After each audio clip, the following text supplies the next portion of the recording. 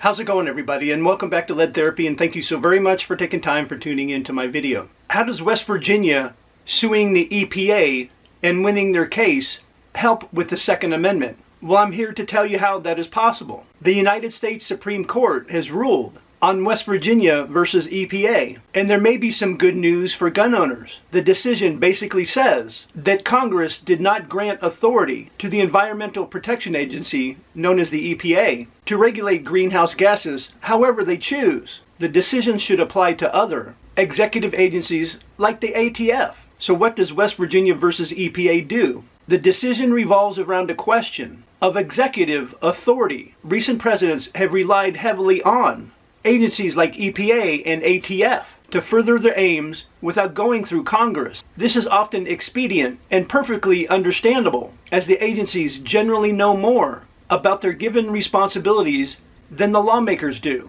But it's grown over the years to where executive agencies make rules that carry the force of federal law. The Constitution expressly reserves that power for Congress. A court procedure called the Chevron deference doctrine lets them get away with it.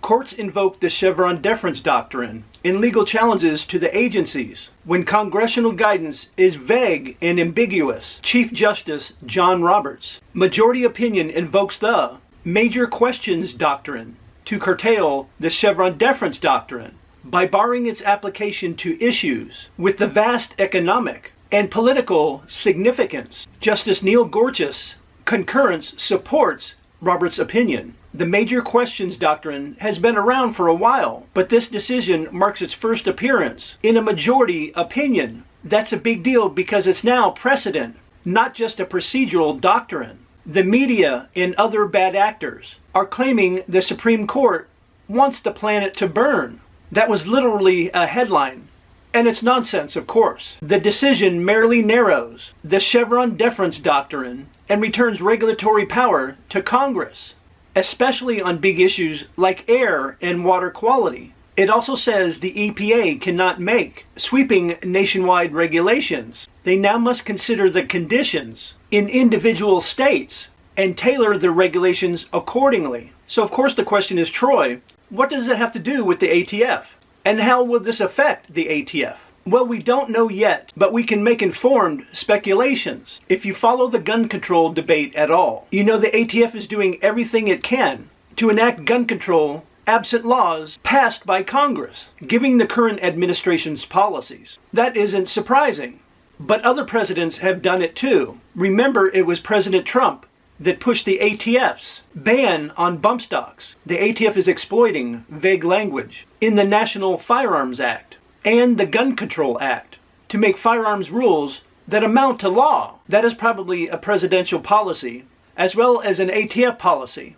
Up to now, the Chevron deference doctrine has protected them, but now they shouldn't be able to claim that protection. Guns are an issue of vast political significance, considering their ownership is protected by the Second Amendment. The many lawsuits against the ATF have just taken on a new significance of their own. This decision should affect the ATF's bump stock ban, their rules on frames and receivers, certain trigger systems, and the forthcoming pistol brace issue. Every one of these rules constitutes a federal law. The only problem is that Congress hasn't passed anything dealing with those subjects. The ATF, directed by the administration in power, has done all that themselves. Gun owners have had their lawfully purchased property seized or been forced to turn it in or destroy it.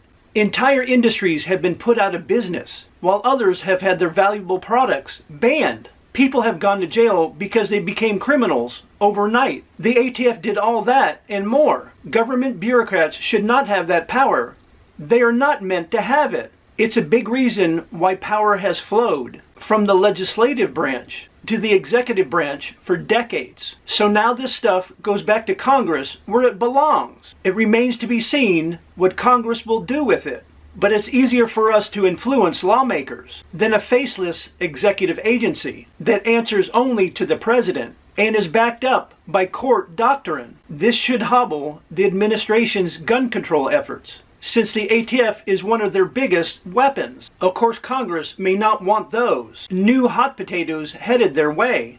After all, our elected representatives let it go to begin with, because they don't like taking stands that might limit their wiggle room during election time. But we can use their reluctance against them if we speak up. And I know people say that a lot, but you know about that squeaky wheel getting the grease. They say it for a reason. Don't give your representatives the opportunity to claim that no one contacted them about a given issue. The ATF has run roughshod over our gun rights for far too long. The state of representative may have ended that by suing the EPA, which has acted similarly. We can't say how it will affect environmental regulations, but it looks like we might score a few points for the good guys when it comes to guns. I'd like to hear your thoughts in the comments section down below. What your opinion is of this EPA case, and do you think it could affect what's happening at the ATF? As always, if you enjoyed this video, or if I gave you some information you didn't know, please take time to like, share, and subscribe and hit those post notifications. And I'll see you guys in the next video.